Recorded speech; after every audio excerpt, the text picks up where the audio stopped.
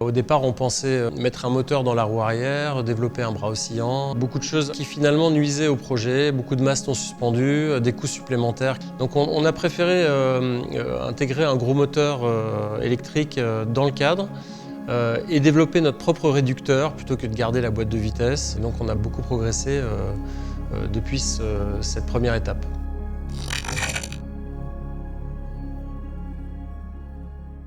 Sur une moto, tout est visible ou presque, contrairement à une voiture.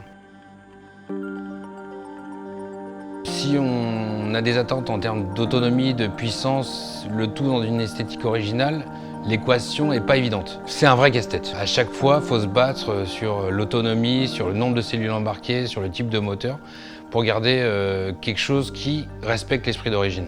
On a essayé d'être le plus compact possible pour rester dans des normes de puissance et de poids qui nous permettent d'homologuer notre kit.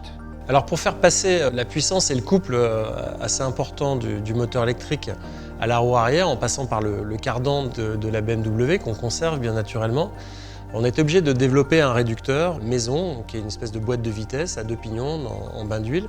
Ce réducteur, dont on est assez fier, sera usiné par une entreprise locale tout près de chez nous. Un autre petit challenge technique, comme on supprime la boîte de vitesse et on n'a plus d'entraînement mécanique des compteurs, il faut développer un compteur qui nous permette de récupérer les informations de vitesse, d'autonomie. Donc on a prévu de développer un compteur digital qui s'intégrera dans le bloc compteur d'origine ou pour les motos qui ne l'ont plus, dans un bloc spécifique prévu à cet effet. Parmi les sujets sur la table, le son est une vraie question.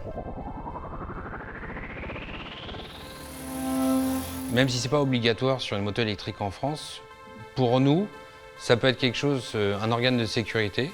Ça nous permet d'avoir une signature sonore, quelque chose qui permettrait de nous démarquer aussi des autres motos.